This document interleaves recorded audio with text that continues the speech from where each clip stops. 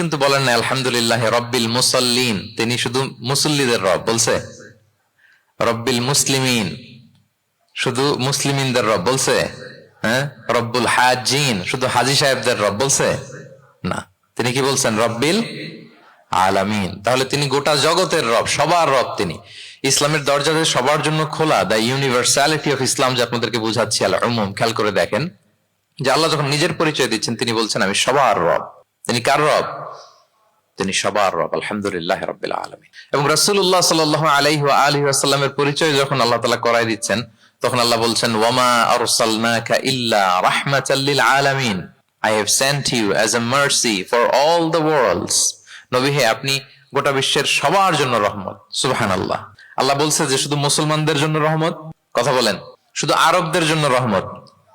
শুধু সাদা চামড়ার মানুষদের জন্য রহমত? শুধু পুরুষদের জন্য রহমত? রহমত কাদের জন্য বলেন তো দেখি, বুঝে থাকলে। আল্লাহর হাবিব সাল্লাল্লাহু আলাইহি ওয়াসাল্লাম কাদের জন্য রহমত বলেন তো সবাই?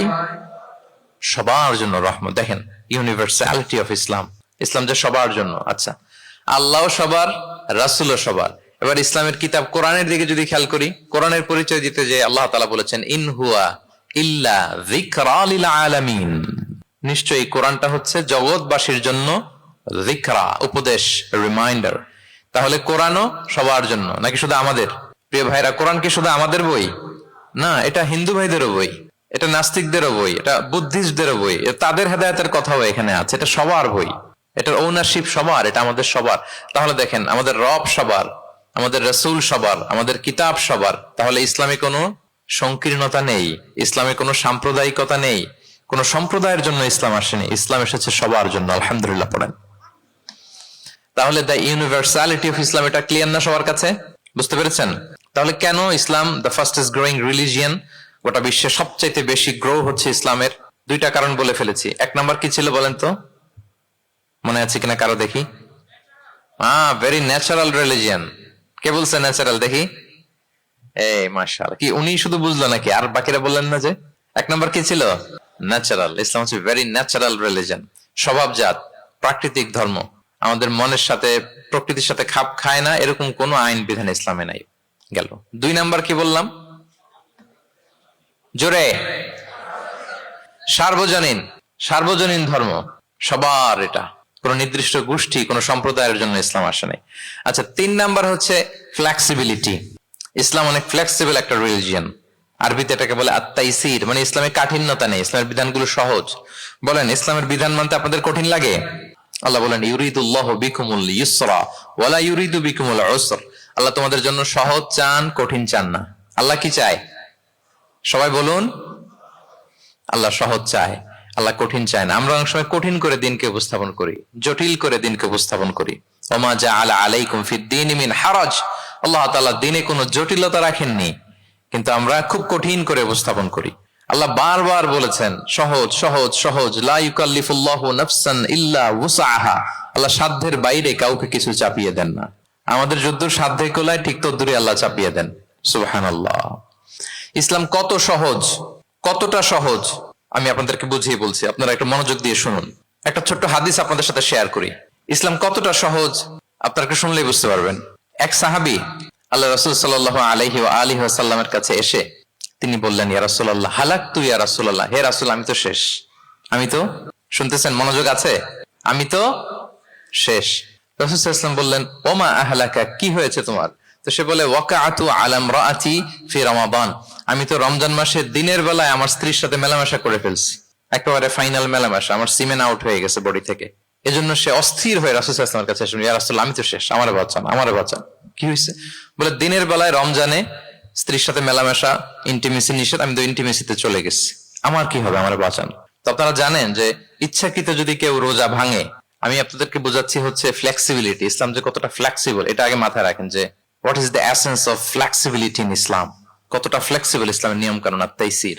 ইচ্ছা করে যদি কেউ রোজা ভাঙে, তার বিধান হচ্ছে তার কাজাও করতে হবে, কাফফারাও দিতে হবে। কাজা মানে একটা রোজার জন্য আরেকটা রোজা, আর কাফফারা হচ্ছে হয় তাকে একটা দাস আজাদ করতে হবে, অথবা তাকে 60টা রোজা রাখতে হবে টানা, অথবা 60 জন মিসকিনকে খাওয়াতে হবে। তো সে যখন এসে বললো, ইয়া রাসূলুল্লাহ আমাকে বাঁচান, কি করবো আমি? রাসূল সাল্লাল্লাহু আলাইহি ওয়াসাল্লাম বললেন, আচ্ছা ঠিক আছে, তুমি এই কাজ করে ফেলছো, তোমার তো পেনাল্টি হয়েছে। তো পেনাল্টি কি? তো বলে যে রাসূল ইসলাম বললেন যে তুমি একটা দাস আজাদ করে দাও। বলে ইয়া রাসূলুল্লাহ এই সক্ষমতা আমার নাই, আমি দাস আজাদ করবো কোত্থেকে? আচ্ছা এটা পারবা না, তো তাহলে টানা 60টা রোজা রাখো কাফারা হিসেবে, টানা 60 দিন রোজা রাখতে হবে, রমজান চলে যাওয়ার পরে 60 দিন রোজা এটা রাখো। বলে ইয়া রাসূলুল্লাহ এটাও পারবো না, আমি টানা 60 দিন রোজা আমি রাখতে পারবো না। আচ্ছা এটাও যদি না পারো তাহলে তুমি 60 জন মিসকিনকে খাবার খাইয়ে দাও। এবার সে বলে ইয়া রাসূলুল্লাহ খাবারও খাওয়াতে পারবো না, আমি এই সামর্থ্য নাই। কি বিপদ, দাস আজাদ এটাও পারবা না, টানা 60টা রোজা এটাও পারবা না, 60 জন মিসকিনকে খাবার দিবা তাও পারবা না, তো কি আর করা, বসো এক পাশে বসো। বসে আছেন, উনি অন্যান্য কাজ সারতেছেন। হঠাৎ এক ঝুড়ি খেজুর রাসূল সাল্লাল্লাহু আলাইহি ওয়াসাল্লামের কাছে আসলো, এক ঝুড়ি সাদাকার খেজুর। আসার পর রাসূল সাল্লাল্লাহু আলাইহি ওয়াসাল্লাম বললেন ওই লোকটা কই যে এই কাজ করে ফেলছে, তাকে নিয়ে আসা হলো। রাসূল সাল্লাল্লাহু আলাইহি ওয়াসাল্লাম বললেন যাও, দাসও আজাদ করতে পারবা না, 60টা রোজাও রাখতে পারবা না, 60 জন মিসকিনকে খাবারও দিতে পারবো না, তাহলে এক ঝুড়ি খেজুর আমার দরবারে আসছে, চ্যারিটির সাদাকার খেজুর, যাও এগুলো গরিবদের মাঝে বিতরণ করে দাও, তাসাদ্দাক বিহা ফিল মাদিনা, মদিনায় বিতরণ করে দাও। এবার সে বলে আলা আফকারা মিন্না ইয়া রাসূলুল্লাহ, ইয়া রাসূলুল্লাহ আমার চেয়ে গরিব কাউকে দিতে হবে? রাসূল ইসলাম বললেন হ্যাঁ গরিব কাউকে দিবা। বলতেছে এই পুরো মদিনাতে আমার চেয়ে গরিব আর কেউ নাই। কি বিপদ, তোমার চেয়ে গরিব আর কেউ নাই? বলতেছে আমি সবচাইতে মদিনায় গরিব। বলতেছে তাহলে কি আর করবা, যাও তুমিই খাও, নিয়ে যাও বাসায়, তুমি আর তোমার ফ্যামিলির সবাই মিলে এটা খাও। চিন্তা করেন, আসছিল পেনাল্টি দিতে, নিয়ে গেল এক ঝুড়ি, কথা বোঝা নাই, নিয়ে গেল এক ঝুড়ি খেজুর। দেখেন what is the flexibility of Islam, Islam কতটা ফ্লেক্সিবল, মানুষের সুবিধা অসুবিধাকে ইসলাম কতটা গুরুত্ব দেয়। আমরা ইসলামকে বোঝানোর ক্ষেত্রে, এক্সপ্লেইন করার ক্ষেত্রে এগুলো মাথায় রাখি না। তাহলে ইসলামের এই যে ফ্লেক্সিবিলিটি যখন কোনো নন মুসলিম দেখে, এই হাদিস যদি কোনো নন মুসলিম পড়ে, আপনি বলেন সে কি আর অন্য ধর্মে থাকতে পারবে? যে একটা ধর্ম এত ফ্লেক্সিবল হয় কি করে, এত ফ্লেক্সিবল। এভাবে আপনি যদি দেখেন যে রাসূল সাল্লাল্লাহু আলাইহি ওয়াসাল্লাম খুব সহজ করে দিন ইসলামকে উপস্থাপন করেছেন। কাউকে যখন তিনি কোনো দায়িত্ব দিয়ে কোথাও পাঠাতেন, তখন তিনি একটা বিখ্যাত কথা বলে দিতেন, সব সময় বলতেন যে বাশশিরু ওয়ালা তুনাফিরু, ইয়াসসিরু ওয়ালা তুআসসিরু, তোমরা মানুষকে সুসংবাদ দাও দিনের ব্যাপারে, মানুষকে ভয় দেখিও না, দিন থেকে ভাগিও না, ইয়াসসিরু তোমরা দিনকে সহজ করে প্রেজেন্ট করো, ইসলামকে জটিল করে মানুষের সামনে কখনো প্রেজেন্ট করো না। ফ্লেক্সিবিলিটি। আল্লাহ রাসূল সাল্লাল্লাহু আলাইহি ওয়া আলিহি ওয়াসাল্লাম তিনি একবার মসজিদে নববীতে বসা, এক বেদুইন আসলেন, বেদুইন নোমাডিক গায়, বেদুইন যার মধ্যে সভ্যতার ছোঁয়া লাগেনি। তো সে মসজিদে ঢুকেই উঠে চড়ে আসলেন, উটটাকে মসজিদের পিলারের মধ্যে বেঁধে রাসূল সাল্লাল্লাহু আলাইহি ওয়াসাল্লামকে সালামও দিচ্ছে না, কি দিচ্ছে না, সালামও দিচ্ছে না, কথাও বলতেছে না, মসজিদে ঢুকে পিলারের মধ্যে উটটাকে বেঁধে 2 রাকাত নামাজ পড়া শুরু করছে। 2 রাকাত নামাজের পরে দোয়া করতেছে, কি দোয়া জানেন? দোয়ায় বলতেছে আল্লাহুম্মা আরহামনি ওয়া মুহাম্মাদা ওয়া লা তারহাম মা'ানা আহাদা, মানে আল্লাহ তুমি শুধু আমাকে রহম করো আর মুহাম্মদ সাল্লাল্লাহু আলাইহি ওয়াসাল্লামকে রহম করো, আমাদের দুইজনের সাথে আর কাউরে তুমি রহম করো না। বেদুইন হলে যা হয়, তার যে এটিকেটস অফ দোয়া, দোয়ার যে আদব, অন্যের জন্য দোয়া করলে যে নিজের লাভ এটা ভুলে গেছে। আপনারা এটা জানেন তো যে অন্যের জন্য দোয়া করলে লাভ? জানেন আপনি যদি এক ভাইয়ের জন্য দোয়া করেন যে আল্লাহ সে অসুস্থ, তুমি তাকে সুস্থ করে দাও, ফেরেশতারা বলতে থাকে আল্লাহ যিনি এই দোয়াটা করলেন তার কোনো অসুস্থতা থাকলে আগে তুমি তাকে সুস্থ করে দাও। ধরেন যে আপনার এক ভাই দারিদ্রের কষাঘাতে জর্জরিত, টাকা পয়সা না, আপনি দোয়া করলেন যে আল্লাহ আমার ভাইটা আর্থিক সমস্যায় আছে, তার আর্থিক সমস্যা দূর করে দাও। ফেরেশতারা দোয়া করে আল্লাহ যিনি দোয়া করলো তার যদি আর্থিক সমস্যা থাকে তুমি আগে তার আর্থিক সমস্যা দূর করে দাও। সুবহানাল্লাহ সুবহানাল্লাহ বিহামদি। তো এক লোক এই হাদিসের ফজিলত শুনে ইফতারির পূর্ব মুহূর্তে, যেহেতু দোয়া কবুল হয়, তার ওয়াইফ ইফতারি তৈরি করতেছে, এই হাদিসের ফজিলত শুনে এক লোক তার বন্ধুর জন্য দোয়া করতেছে যে আল্লাহ আমার বন্ধুটার তো এখনো বিয়ে হয় নাই, তুমি সুন্দরী রূপবতী একটা স্ত্রীর ব্যবস্থা করে দাও আল্লাহ আমার বন্ধুর। এই দোয়া শুনে তার স্ত্রী তো রেগে মেগে আগুন, সেই ইফতারি রেখে দিয়ে এসে বলে এই এত বড় সাহস, কি দোয়া করো এসব উল্টাপাল্টা। স্বামী বলে কি দোয়া উল্টাপাল্টা, কি দোয়া করলাম, আমি তোমার বন্ধুর জন্য দোয়া করছি যে আল্লাহ তারে তুমি রূপবতী সুন্দরী স্ত্রীর ব্যবস্থা করে দাও। তো ওয়াইফ বলে এই তুমি কি মনে করছো আমি হাদিসটা জানি না যে অন্যের জন্য ভালো কোনো দোয়া করলে আগে এটা নিজের জন্য কবুল হয়? সুবহানাল্লাহ। দেখেন ইসলামের বিধান কত সুন্দর। আপনি অন্যের কল্যাণ কামনা করলে এটা, এই কল্যাণ ফিরে আপনার দিকে আসে আগে। সুবহানাল্লাহ। তো ওই বেদুইনের এটা জানা ছিল না, সে এসে দোয়া করতেছে আল্লাহুম্মা আরহামনি ওয়া মুহাম্মাদা ওয়া লা তারহাম মা'ানা আহাদা, আল্লাহ তুমি শুধু আমারে রহম করো আর মুহাম্মদ সাল্লাল্লাহু আলাইহি ওয়াসাল্লামকে রহম করো, আমাদের দুজনের সাথে আর কাউরে রহম করো না। রাসূল ইসলাম তাকিয়ে বলেন হায় রে, একটা প্রশস্ত বিষয়কে সে সংকীর্ণ করে ফেললো। আফসোস করে বলতেছে, কারণ আল্লাহর দরবারে রহমের কি কোনো ঘাটতি আছে বলেন তো? আল্লাহর দরবারে রহমতের কোনো কমতি আছে? নাই। রাসূল ইসলাম বলে সে তো সবাইকে ইনক্লুড করতে পারতো। আচ্ছা গেল। দোয়া শেষে এবার সে মসজিদে নবীর মাঝখানে বসে পেশাব করা আরম্ভ করছে। এবার তো সাহাবারা রেগে মেগে আগুন, কি এত বড় সাহস, মসজিদে নবীর মাঝখানে পেশাব, সবাই উদ্ধত হচ্ছে, তাকে মারতে যাবে।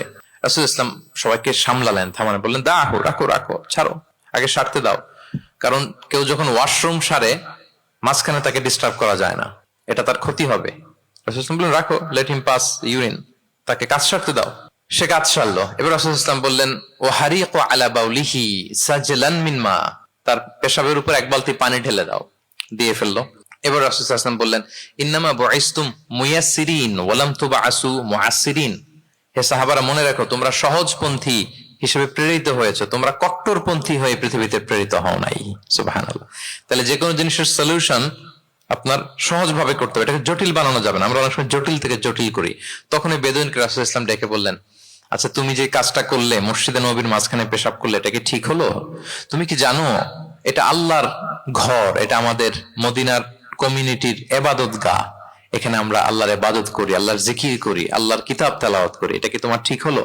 এইভাবে যখন আদর দিয়ে পরম মমতায় তাকে বুঝিয়ে বলা হলো, সে লজ্জিত হয়ে মাথা নিচু করে ফেললো। সুবহানাল্লাহ। রাসূল সাল্লাল্লাহু আলাইহি ওয়াসাল্লামের কাছে ক্ষমা চাইল। তাহলে প্রিয় সুধী, আপনি কোমলতা ভালোবাসা দিয়ে যা জয় করতে পারবেন, কঠোরতা দিয়ে সেটা পারা যায় না, খেয়াল রাখবেন। ভালোবাসা দিয়ে যেভাবে আপনি মানুষের হৃদয় জয় করতে পারবেন, কঠোরতা দিয়ে পারবেন না। এজন্য ইসলাম ফ্লেক্সিবিলিটিতে বিশ্বাস করে। ফ্লেক্সিবিলিটি, লা ইউকাল্লিফুল্লাহু নাফসান ইল্লা উসআহা, আল্লাহ সাধ্যের বাইরে কাউকে কখনো কিছু চাপিয়ে দেয় না। এজন্য ইসলামকে সহজ করে উপস্থাপন করতে বলেছেন তিনি। মুআয ইবনে জাবাল রাদিয়াল্লাহু তাআলা আনহুকে রাসূল সাল্লাল্লাহু আলাইহি ওয়াসাল্লাম একবার ইমাম বানিয়ে পাঠালেন একটা এলাকায়। তো ওই এলাকার লোকেরা ছিল শ্রমজীবী সাহাবী, শ্রমজীবী।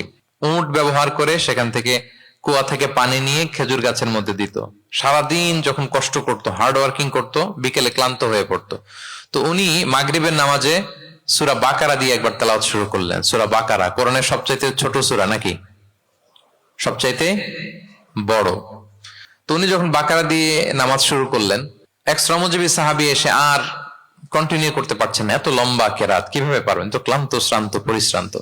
উনি রেগে নামাজ ছেড়ে দিয়ে একা একা নামাজ পড়ে রাসূল সাল্লাল্লাহু আলাইহি ওয়াসাল্লামের কাছে যে অভিযোগ করলেন, নালিশ করলেন। বললেন ইয়া রাসূলুল্লাহ, দেখেন এমন একজনকে ইমাম করে আমাদের এলাকায় অ্যাসাইন করেছেন, উনি মাগরিবের নামাজে পড়তেছেন সূরা বাকারা, আর আমরা সবাই শ্রমজীবী, কৃষিজীবী মানুষ। রাসূল সাল্লাল্লাহু আলাইহি ওয়াসাল্লাম রেগে গেলেন। মুআয ইবনে জাবালকে ডেকে বললেন মুআয আফাতানুন আনতা ইয়া মুআয, তুমি কি ফিতনা ছড়াচ্ছ সমাজে? তোমাকে পাঠিয়েছি কমিউনিটির ইউনিটি ধরে রাখার জন্য। আফাতানুন আনতা ইয়া মুআয, হে মুআয তুমি কি সাব্বিহ ইসমা রাব্বিকাল আ'লা এই সূরা পারো না? ওয়াশ-শামসি ওয়া দুহাহা এই সূরাটা পারো না? ওয়াদ-দুহা ওয়াল-লাইলি ইযা সাজা এটা মুখস্থ নাই? এই ছোট ছোট সূরাগুলো থাকতে তুমি বাকারা দিয়ে পড়তে গেলা কেন? সুবহানাল্লাহ, সুবহানাল্লাহ, আল্লাহু আকবার। দেখেন ইসলাম কতটা ফ্লেক্সিবিলিটিতে বিশ্বাসী। সহজ সহজ করে ইসলাম সবকিছু উপস্থাপন করে। এজন্য নন মুসলিমরা যখন দেখে যে ইসলামের মধ্যে এরকম ফ্লেক্সিবিলিটি আছে, তারা ইসলামের প্রতি আকৃষ্ট হয়। আলহামদুলিল্লাহ। আচ্ছা বলেন তো, বিয়েতে মহরানা দেয়া কি? সবাই বলুন। একজন বলছে ফরজ। সবাই বলুন বিয়েতে মহরানা দেয়া কি? ওয়া আতুন নিসা সাদাকাতিহিন্না নিহলা, সানন্দ চিত্তে স্বামীদেরকে আল্লাহ বলছেন তোমরা তোমাদের মহরানা ডৌরি দিয়ে দাও, দিতেই হবে। অনেকে এটা দেয় না, ঠিক না, দিয়ে দিতে হবে। তো দেয়া ফরজ। মহরানা দেওয়ার মতো অর্থ এক সাহাবীর নাই। এক সাহাবী বলেন ইয়া রাসূলুল্লাহ বিয়ে করব, মহরানা আছে? নাই। তো না থাকলে কি বিয়ে করবা কি করে? এখন যাকে পছন্দ করছে ওই নারীকে জিজ্ঞেস করতেছে তুমি কি কোরআন পারো? মেয়ে বলে না আমি তো কোরআন পারি না। তো যিনি যে সাহাবী বিয়ে করবেন ওনাকে বলেন তুমি কোরআন পারো? হ্যাঁ আমি তো অনেকগুলো সূরা পারি। তখন রাসূল সাল্লাল্লাহু আলাইহি ওয়াসাল্লাম ওই কন্যাকে, মেয়েকে ডেকে বলল যে তুমি তো সূরা পারো না, তোমার হবু হাজবেন্ড অনেকগুলো কোরআনের সূরা পারে, তো তোমাকে তোমার স্বামী প্রতিদিন কিছু না কিছু সূরা মুখস্থ করাই দিবে, এটাই হয়ে যাবে তোমার বিয়ের মোহর। তাহলে বলেন তো সহজ না কঠিন? অজু করে নামাজ পড়া কি? সবাই বলুন ফরজ। কিন্তু ধরেন অজুর পানি নাই, তখন তায়াম্মুম করে পড়লেও কবুল করবে কে? আল কিয়াম ফিস সালাহ, দাঁড়িয়ে নামাজ পড়া কি? ফরজ। দাঁড়াতে পারছেন না, বসে বসে পড়লে কবুল করবে কে? বসতেও পারেন না, শুয়ে পড়লেও কবুল করবে কে? তাহলে বলেন তো ইসলামের বিধান কি কঠিন না সহজ? ফ্লেক্সিবিলিটি আর তাইসির। ইসলামের এই ফিচারটার কারণে, এই বৈশিষ্ট্যের কারণে অমুসলিমরা ইসলামের প্রতি আকৃষ্ট হয় যে ইসলামের বিধানগুলো এত ফ্লেক্সিবল। এটা হচ্ছে মূল বিধান, না হলে এটা, না হলে অপশন, না হলে এই অপশন। মানে সমাজের সাথে খাপ খাইয়ে নেওয়ার মতো, সহজে মানুষ এটাকে এক্সিকিউট করার মতো সব বিধান আল্লাহ তাআলা রেখে দিয়েছেন। সুবহানাল্লাহ। তাহলে এই বিষয়গুলোর কারণে মুসলিমরা ইসলামের প্রতি আকৃষ্ট হয়। দ্য ফাস্টেস্ট গ্রোয়িং রিলিজিয়ন, মূল যে টপিক মনে আছে তো আপনাদের? তাহলে তিনটা কারণ অলরেডি বলে ফেলেছি, আরো দুইটা বলবো, বলে শেষ করে দিব। এর মধ্যে প্রথমটা কি ছিল? ইসলাম ধর্মটা কেমন? ন্যাচারাল, ভেরি ন্যাচারাল রিলিজন, দিনুল ফিতরা। 2 নম্বরে সার্বজনীন, দ্য ইউনিভার্সালিটি অফ ইসলাম, আল উমুম, এটা সবার জন্য এই ধর্মটা। 3 নম্বরে কি বললাম? ফ্লেক্সিবিলিটি, ইসলাম খুব ফ্লেক্সিবল, এটা সহজে মানা যায়, সহজে এটাকে পালন করা যায়, এজন্য অমুসলিমরা আকৃষ্ট হয়। 4 নম্বর হচ্ছে ব্যালেন্সড অ্যাপ্রোচ অফ ইসলাম, ইসলামের বিধানগুলো খুবই ব্যালেন্সড, ভারসাম্যপূর্ণ আর কি, এর মধ্যে পরিমিতি বোধ আছে, ভারসাম্য বোধ আছে, এটা ব্যালেন্সড। এই কারণে ইসলামের প্রতি মানুষ আকৃষ্ট হয়। এখানে বাড়াবাড়িও নাই, ছাড়াছাড়িও নাই, মাঝামাঝি। বাড়াবাড়িও নাই, ছাড়াছাড়িও নাই। আমার সাথে সাথে বলেন, কি নাই? বাড়াবাড়িও নাই, আর কি নাই? ছাড়াছাড়িও নাই, বরং মাঝামাঝি, ব্যালেন্সড অ্যাপ্রোচ। ইসলামের সবকিছু দেখবেন ব্যালেন্সড। وَكَذَلِكَ جَعَلْنَاكُمْ أُمَّةً وَسَطًا لِتَكُونُوا شُهَدَاءَ عَلَى النَّاسِ وَيَكُونَ الرَّسُولُ عَلَيْكُمْ شَهِيدًا। অনুরূপভাবে আমি তোমাদেরকে ব্যালেন্স জাতি বা মধ্যমপন্থী জাতি হিসেবে তোমাদেরকে পৃথিবীতে প্রেরণ করেছি, যাতে করে তোমরা অন্য জাতির উপর সাক্ষী হতে পারো, আর নবী হতে পারেন তোমাদের উপর সাক্ষী। তাহলে আমাদের ধর্মটা খুবই ভারসাম্যপূর্ণ, খুবই কি ভারসাম্যপূর্ণ, বাড়াবাড়িও নাই, ছাড়াছাড়িও নাই। দেখেন, বিশ্বাসীদের বৈশিষ্ট্যের কথা বলতে যে আল্লাহ তাআলা বলছেন, ওয়াল্লাযীনা ইযা আনফাকু লাম ইউসরিফু ওয়া লাম ইয়াকতুরু ওয়া কানা বাইনা যালিকা কাওয়ামা। বিশ্বাসীরা যখন দান করে, দানের ক্ষেত্রে তারা কৃপণতাও করে না, আবার অপচয়ও করে না, বরং মাঝামাঝি দান করে, বরং কি মাঝামাঝি দান। রাসূলুল্লাহ সাল্লাল্লাহু আলাইহি ওয়াসাল্লামের একটা অভ্যেস ছিল, তার কাছে কেউ কিছু চাইলে উনি না বলতে পারতেন না। কি বলতে পারতেন না? সবাই বলুন, রাসূলুল্লাহ সাল্লাল্লাহু আলাইহি ওয়াসাল্লাম কি বলতে পারতেন না? না। কেউ কিছু চাইবে আর উনি না বলবেন, এই না ওনার ডিকশনারিতে নাই, না বলতে জানতেন না। তো একবার রাসূল সাল্লাল্লাহু আলাইহি ওয়াসাল্লামের মাত্র একটা মাত্র জামা, কয়টা জামা? একটা। তো এক ফরিয়া দিয়ে এসে রাসূল সাল্লাল্লাহু আলাইহি ওয়াসাল্লামকে বললেন, ইয়া রাসূলুল্লাহ, আমাকে একটা জামা দিন, আমি বস্ত্রহীন। তো রহমতের নবী কি আর করবেন, যেহেতু না বলতে জানেন না, কাউকে ফিরিয়ে দিতে জানেন না, নিজের জামাটাই খুলে দিয়ে দিলেন। সুবহানাল্লাহ। এখন ওনার গায়ে তো জামা নাই, আছে? উনি জামাহীন অবস্থায় ঘরে বসে আছেন। আল্লাহ তাআলা আয়াত নাযিল করলেন, ওয়াল্লাযীনা ইযা আনফাকু লাম ইউসরিফু ওয়া লাম ইয়াকতুরু ওয়া কানা বাইনা যালিকা কাওয়ামা। বিশ্বাসীরা যখন দান করে, তারা কৃপণতাও করে না, আবার বাড়াবাড়িও করে না, মাঝামাঝি থাকে, মধ্যম পন্থা। মানে বুঝাতে চাইলেন, আল্লাহ তাআলা এই কথা দিয়ে বুঝাতে চাইলেন, নবী হে, জামা যদি দুটো থাকতো তাহলে না হয় একটা দিতেন, দুটো যদি থাকতো একটা দিতেন, এখন ছিল কয়টা? এটাই যখন দিয়ে দিয়েছেন, এখন আপনি পড়বেন কি? সুবহানাল্লাহ বিহামদি। ভারসাম্য শিখালেন আল্লাহ। তাহলে ইসলাম হচ্ছে ভারসাম্যের ধর্ম, ব্যালেন্সড রিলিজিয়ান, বাড়াবাড়িও নাই, ছাড়াছাড়িও নাই। সাহাবাদের মনের মধ্যে একবার কৌতূহল জাগলো যে রাসূল সাল্লাল্লাহু আলাইহি ওয়াসাল্লাম রাত্রিবেলা কি আমল করে, দিনের বেলা কি আমল করে, ওনার ব্যক্তিগত আমলগুলো কেমন, একটু দেখে আসি। তো ওনারা খোঁজ লাগালেন, খোঁজ লাগিয়ে যা পেলেন তাদের খুব একটা মনোপুত হলো না। ওনারা ভাবলেন যে রাসূল সাল্লাল্লাহু আলাইহি ওয়াসাল্লাম হয়তো আরো বেশি আমল করেন, কিন্তু ওনাদের কাছে মনে হলো যে কিছুটা বোধহয় কমই হয়ে যাচ্ছে। তো একজন বলল, আরে রাসূল সাল্লাল্লাহু আলাইহি ওয়াসাল্লামের তো আগের পরের সব গুনাহ মাফ, গফিরা লাহু মা তাকাদ্দামা মিন যামবিহি ওয়া মা তাআখার, ওনার তো কোনো গুনাহই নাই, এই আমল ওনার জন্য ঠিক আছে, আমাদের জন্য ঠিক না, আমাদের আরো বাড়াই করতে হবে। তো কি করা যায়? এই চিন্তা থেকে এরা একজন বলে যে তাইলে একটা কাজ করি, আমি আর এখন থেকে রাতে ঘুমাবো না, সারা রাত তাহাজ্জুদ করব। সারা রাত কি করব? আচ্ছা। আরেকজন বলে, তাহলে আমি কালকে থেকে যে নফল রোজা রাখা শুরু করব, জীবনেও মরার আগের দিন পর্যন্ত আর রোজা ভাঙবো না, খালি রোজা চলতেই থাকবে, সাওমে বিসাল। দুইজন তো দুইটা নিয়ে নিছে, আরেকজন কি করবে? আরেকজন বলে, তোরা যা করছস, আমি এক কাজ করি, আমি আর আমার স্ত্রীর কাছেই যাব না, সন্ন্যাসী হয়ে গেলাম, আর বউদের কাছে যাব না, সন্ন্যাসী জীবন, খালি আল্লাহ বিল্লাহ, ইবাদত, জিকির, আজকার, দোয়া, দুরুদ পড়তে পড়তে জীবন শেষ করে দেব। তিনজন তিনটা নিয়ে নিল। এই কথা যখন রাসূলুল্লাহ সাল্লাল্লাহু আলাইহি ওয়া আলিহি ওয়াসাল্লাম তিনি শুনলেন, তিনি অপছন্দ করলেন। তিনি বললেন, মা বালু আকওয়ামিন ইয়াকুলুনা কাযা ওয়া কাযা। তোমাদের কি হলো? ডাকলেন, সমাবেশ করে বলেন, এই নাম ধরে বলতেন না। তিনি কিভাবে মানুষকে কারেক্ট করতেন দেখেন, সংশোধন করতেন। এই তুমি নাকি এটা বলছো, দাঁড়াও আব্দুল্লাহ, এই আব্দুর রহমান তুমি দাঁড়াও, এই আব্দুল করিম, তিনজনে তিন খারাপ কাজ করছো, এইভাবে সংশোধন করতেন না। কারণ নাম ধরে দাঁড় করালে তারা তো অন্যদের সামনে অপদস্থ হবে, কি বলেন, ঠিক কিনা? নাম না ধরে তাদের কাজ নিয়ে বললেন যে, মা বালু আকওয়ামিন ইয়াফআলুনা কাযা ওয়া কাযা, মা বালু আকওয়ামিন ইয়াকুলুনা কাযা ওয়া কাযা। আচ্ছা, তোমাদের মধ্যে কয়েকজন নাকি এই কাজের ঘোষণা দিছো, তোমাদের মধ্যে কয়েকজন। তাহলে যেই তিনজন দিছে এরা তো বুঝে ফেলছে যেগুলো আমাদেরকেই বলতেছে, ঠিক কিনা বলেন? আর বাকিরাও সতর্ক হয়ে গেল। এবার রাসূল সাল্লাল্লাহু আলাইহি ওয়াসাল্লাম বললেন, না, তোমাদের এই কাজটা ঠিক হয়নি। ইন্নী লা আখশাকুম লিল্লাহি ওয়া আতকাকুম লাহু। তোমাদের মধ্যে আমি নবী সবচেয়ে বেশি আল্লাহকে ভয় করি, আমি সবচেয়ে বড় মুত্তাকি। কই আমি তো রাতে ঘুমাই আবার তাহাজ্জুদ পড়ি, কিছু সময় ঘুমাই কিছু সময় তাহাজ্জুদ পড়ি। এই ভারসাম্য রেখে জীবন চালাতে আমার তো তাকওয়ার কোনো ক্ষতি হয় না। আমি তো স্ত্রীদের সাথে মিশি, আমার তো কোনো সমস্যা হয় না। আমি মাঝে মাঝে নফল রোজা রাখি সোম বৃহস্পতি, বাকি দিনগুলোতে দিনের বেলা আমি খাই। কই এই ভারসাম্যপূর্ণ জীবন আচরণে আমি নবী হয়ে তো আমার কোনো সমস্যা হয় না, তোমাদের তো সমস্যা কোথায়? সুবহানাল্লাহ। তাহলে রাসূল সাল্লাল্লাহু আলাইহি ওয়াসাল্লামের চাইতে যদি কেউ বড় মুত্তাকি হতে চায়, হতে পারবে বলেন তো? না। সেই নবী রাতে কখনো নির্ঘুম থাকতেন না, only except the last 10 days of Ramadan. রমাদানের শেষ 10 রাতে রাসূল সাল্লাল্লাহু আলাইহি ওয়াসাল্লাম ঘুমাতেন না। আর সারা বছরের রুটিন হচ্ছে এশার পরেই ঘুম দিয়ে এরপর রাসূল সাল্লাল্লাহু আলাইহি ওয়াসাল্লাম শেষ রাতে তাহাজ্জুদ পড়তেন, মানে ঘুমোতেন আবার নামাজ পড়তেন, ব্যালেন্সড। ইবাদত করতেন, স্ত্রীদের সাথেও মিশতেন, মাঝে মাঝে রোজা রাখতেন, আবার মাঝে মাঝে না রেখে খাবার খেতেন দিনের বেলা। সুবহানাল্লাহ। তাহলে এটাকে বলে the balanced approach of Islam, আরবিতে বলে আল ওয়াসাতিয়াতু ওয়াল ইতিদাল, মানে মধ্যমপন্থী থাকা, ভারসাম্যপূর্ণ থাকা। ইসলামের অনন্য একটা বৈশিষ্ট্য হচ্ছে এই আল ওয়াসাতিয়া, মানে দ্য ব্যালেন্সড অ্যাপ্রোচ, ভারসাম্যপূর্ণ জীবন বিধান। এগুলো যখন অমুসলিমরা দেখে তারা অবাক হয়ে যায়।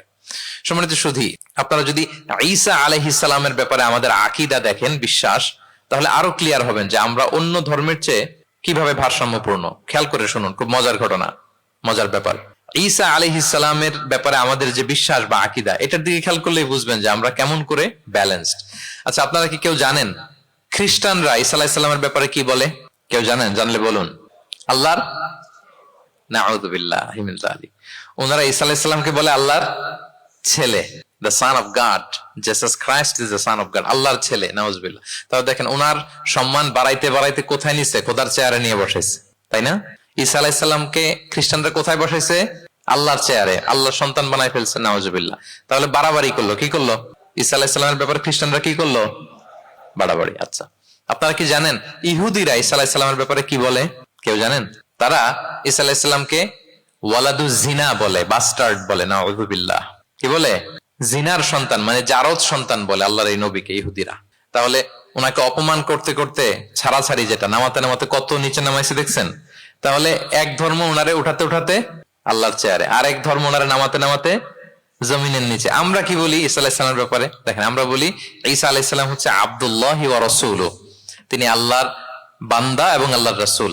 আল্লাহর বান্দা বলার মধ্য দিয়ে আমরা খ্রিস্টানকে রিফিউট করি, খ্রিস্টান কমিউনিটিকে, তোমরা যে আল্লাহর চেয়ারে নিয়ে বসাইছো এটা ভুল, ওইখানে না, আরো নিচে নামাইতে হবে, উনি আল্লাহর বান্দা।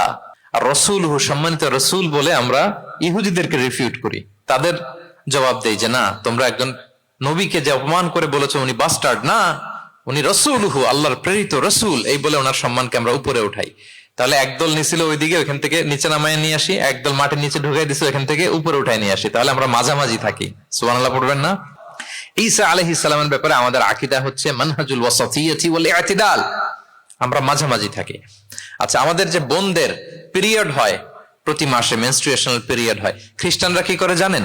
কোনো বাজ বিছান নাই, পিরিয়ড আর নন পিরিয়ডের কোনো বাজ বিছান নাই, সারা মাস তারা তাদের স্ত্রীদের সাথে ইন্টিমেসিতে যায়। আচ্ছা, মানে বাড়াবাড়ি করলো, ছাড়াছাড়ি করলো। আর ইহুদিরা কি করে জানেন? ইহুদিরা বোনদের যখন পিরিয়ড হয় স্ত্রীদের, তখন স্ত্রীদের সাথে কোনো কথাবার্তা, স্পর্শ কিছুই করে না, এদেরকে ঘর থেকে বের করে দেয়। তাদের আলাদা একটা ঘর থাকে, যে 5 দিন 7 দিন বোনদের পিরিয়ড হয়, ওই বাসায় থাকো, ওই রুমে, পিরিয়ড ভালো হয়ে যাবে, এরপর আমার এখানে আসবো। দেখেন, একদল করছে বাড়াবাড়ি, আরেক দল ছাড়াছাড়ি। কিন্তু ইসলামের কত সুমহান বিধান, কত সুমহান বিধান! পিরিয়ড চলাকালীন সব করা যাবে, কিন্তু ফাইনাল ইন্টিমেসি ছাড়া, আরবিতে যেটাকে বলে আল জিমা, এটা ছাড়া। তাহলে দেখেন, এই যে ঈসা আলাইহিস সালাম এবং এই যে বোনদের পিরিয়ডের যে বিধান, এক্ষেত্রে আমাদের ভারসাম্যপূর্ণ বিধান ফুটে ওঠে, যেটাকে বলে ব্যালেন্সড অ্যাপ্রোচ অফ ইসলাম, ইসলামের ভারসাম্যপূর্ণ বিধান। তো ইসলামের এই ব্যালেন্সড অ্যাপ্রোচ যখন অমুসলিমরা দেখে, তারা ইসলামের প্রতি আকৃষ্ট হয়ে যায়। আলহামদুলিল্লাহ। তাহলে কয়টা বললাম? 1 নম্বরে ন্যাচারাল রিলিজিয়ন, 2 নম্বরে দ্য ইউনিভার্সালিটি অফ ইসলাম, সার্বজনীন, 3 নম্বরে ফ্লেক্সিবিলিটি, তাইসির, সহজ ইসলামের বিধান, 4 নম্বরে ব্যালেন্সড অ্যাপ্রোচ, ভারসাম্যপূর্ণ, বাড়াবাড়িও নাই, ছাড়াছাড়িও নাই। 5 নম্বরে সর্বশেষ আল ইনসানিয়া, এটাকে বলে রিলিজিয়ন অফ হিউম্যানিটি, ইসলাম মানবতার ধর্ম। কিসের ধর্ম? ইসলাম মানবতার ধর্ম। যখন এটা দেখে মুসলিমরা আর ধরে রাখতে পারে না নিজেকে। সুবহানাল্লাহ। প্রত্যেক শ্রোতা বলবেন, অল অডিয়েন্স একসাথে বলেন, ইসলাম কিসের ধর্ম? মানবতার ধর্ম। মানুষকে ইসলাম সবচাইতে মর্যাদা দেয়। একবার এক ইহুদির লাশ যাচ্ছিল রাসূল সাল্লাল্লাহু আলাইহি ওয়াসাল্লামের সামনে দিয়ে। এই লাশ দেখে, ইহুদির লাশ দেখে নবী সাল্লাল্লাহু আলাইহি ওয়াসাল্লাম দাঁড়িয়ে গেলেন। সাহাবারা বললেন, ইয়া রাসূলুল্লাহ ইন্নাহু ইয়াহুদি, আপনি দাঁড়ালেন যে, এটা তো ইহুদির লাশ। রাসূল সাল্লাল্লাহু আলাইহি ওয়াসাল্লাম বললেন, আওয়ালাইসাত নাফসান, এটা কি মানুষ না? সুবহানাল্লাহ পড়বেন না? আওয়ালাইসাত নাফসান, হোক না ইহুদি, হোক না খ্রিস্টান, হোক না মাজুসি অগ্নি উপাসক, সে তো মানুষ। তাকে মানুষ হিসেবে কনসিডার করে তাকে সম্মান দিতে যে আমি দাঁড়িয়েছি। সুবহানাল্লাহ বিহামদি। তাহলে মানবতাকে ইসলাম গুরুত্ব দেয়, মানুষকে ইসলাম কি করে? গুরুত্ব দেয়। আল্লাহ বলেন, ওয়ালাকাদ কাররামনা বানি আদম, I have dignified the status of the sons of Adam. আমি বনি আদমের স্ট্যাটাসকে বাড়িয়েছি, মর্যাদাকে বাড়িয়েছি। মানুষ মাত্রই তার সম্মান আছে না নাই? দেখেন, আল্লাহ আমাদেরকে এত সম্মানিত করেছেন, ঈমান আনার ব্যাপারে আমাদেরকে কোনো জোর জবরদস্তি করেন নাই, স্বাধীনতা দিয়েছেন। আমরা ফ্রি টু অ্যাকসেপ্ট ইসলাম। ফামান শাআ ফালইউমিন ওয়া মান শাআ ফালইয়াকফুর, যে চাইবে ঈমান আনবে, না চাইলে সে কুফরি করবে। তবে জেনে রাখো, ঈমান আনলে ফলাফল জান্নাত, আর কুফরি করলে পরিণাম জাহান্নাম। কিন্তু জোর করবো না আমি, লা ইকরাহা ফিদ্দীন, দ্বীনে জবরদস্তি নাই, বাড়াবাড়ি নাই, নো কম্পালশন ইন ইসলাম। কাউকে ফোর্স করে আপনি জোর করে ইসলামে আনলে হবে না। তাহলে এটা মানবতার ধর্ম। মানবতাকে ইসলাম সবচাইতে বেশি গুরুত্ব দেয়। যেমন ধরেন যে, দুর্যোগ পীড়িত কোনো এলাকায় যদি আমরা ত্রাণ নিয়ে যাই, আমরা কি সেখানে দেখে দেখে শুধু মুসলিম ঘরে ত্রাণ দেই নাকি? ওখানে মুসলিম থাকলে মুসলিম দেই, হিন্দুরা যদি থাকে তাদেরকে দেই। আমরা যদি কোনো দুর্যোগপূর্ণ এলাকায় যাই, সেখানে নাস্তিক থাকলে তার ঘরে আমরা ত্রাণ পৌঁছে দেই। আমরা যদি কোনো উদ্ধার কর্মে অংশগ্রহণ করেছি, ধরেন যে আগুন লেগেছে, আপনি উদ্ধার কর্মতে অংশগ্রহণ করেন, এখন খুঁজে খুঁজে যার মাথায় টুপি আরে আপনি বাঁচাবেন নাকি? যার গালে দাঁড়িয়ে আরে বাঁচাবেন না, আপনি সবাইকে বাঁচাবেন। আল্লাহু আকবার। মানবতা যেখানে বিপন্ন, সেখানেই ইসলামের সাপোর্ট আছে না নাই বলেন? যেখানেই মানবতা বিপন্ন, সেখানে ইসলাম পৌঁছে যায়। কারণ ইসলাম হচ্ছে দ্য রিলিজিয়ন অফ হিউম্যানিটি, এটা মানবতার ধর্ম। মানুষ হিসেবে ইসলাম সবাইকে কনসিডার করে। মদিনাতে একবার ৬০ জন খ্রিস্টান পাদ্রী আসবে নাজরান থেকে। খ্রিস্টান পাদ্রী, কোন ধর্মের? খ্রিস্টান। এখন তাদের সাথে এই ফরেন ডেলিগেট যখন আসবে, কোথায় বসবে? রাসূল সাল্লাল্লাহু আলাইহি ওয়াসাল্লাম, ওইরকম জায়গা তো নাই। এখনই না রাজা বাদশাদের প্যালেস থাকে, প্রাসাদ, এটা সেটা, কোথায় বসবে? এক সাহাবী বলে, ইয়া রাসূলুল্লাহ, আমার কাছে খেজুর পাতা আছে, এটা বিছাই দেই, এটা একটা আসন করে এখানে বসি। রাসূল সাল্লাল্লাহু আলাইহি ওয়াসাল্লাম বললেন, না, এটা কেমন হয়? আরেক দল বলে যে, আমাদের তো একটু সূর্য হেলে গেলেই তো উহুদ পাহাড়ের ছায়া পাওয়া যায়, ওখানে নিয়ে বসি। রাসূল সাল্লাল্লাহু আলাইহি ওয়াসাল্লাম বললেন, না, এত দামি মেহমান, ওখানে বসা যায়? বলতে না বলতে ৬০ জন খ্রিস্টান পাদ্রী চলে আসছে। এখন রাসূল সাল্লাল্লাহু আলাইহি ওয়াসাল্লাম কোথায় বসতে দিবেন? উনি উপায়ন্তর না পেয়ে তাদের সবাইকে নিয়ে মসজিদে নববীর দরজা খুলে দিলেন। ৬০ জন খ্রিস্টানকে কোথায় ঢুকতে দিলেন? মসজিদে নববী। অনেক সিরাত গ্রন্থ এই বর্ণনাটাকে কভার করেছে। সিরা আল হালাবিয়া, জাদুল মাআদ ফি হাদি খায়রিল ইবাদ সহ অনেক সিরাত গ্রন্থে এসছে ৬০ জন খ্রিস্টান মুসলমানদের নবীর তৈরি করা প্রতিষ্ঠিত মসজিদের নবীর ভিতরে ঢুকে মিটিং সেরেছে। এবং এক বর্ণনায় এমনও এসেছে, ইন দ্য মিন টাইম, আসরের সময় ওদের যখন ইবাদতের সময় হয়েছে, রাসূল সাল্লাল্লাহু আলাইহি ওয়াসাল্লাম তাদেরকে ইবাদতের অনুমতি দিলেন। তারা তাদের কিবলা পূর্ব দিকে, ৬০ জন মিলে পূর্ব দিকে হয়ে তারা তাদের নিজেদের ইবাদত সেরেছে। সুবহানাল্লাহ। রাসূল সাল্লাল্লাহু আলাইহি ওয়াসাল্লাম এটা খ্রিস্টান না ইহুদি এটা কনসিডার করেন। রাসূল সাল্লাল্লাহু আলাইহি ওয়াসাল্লাম দেখেছেন তারা মানুষ। তারা কি মানুষ? যেমনি মানুষ মনে করে এক ইহুদির লাশ দেখে তিনি দাঁড়িয়ে গিয়েছেন আলাইহিস সালাতু ওয়াস সালাম।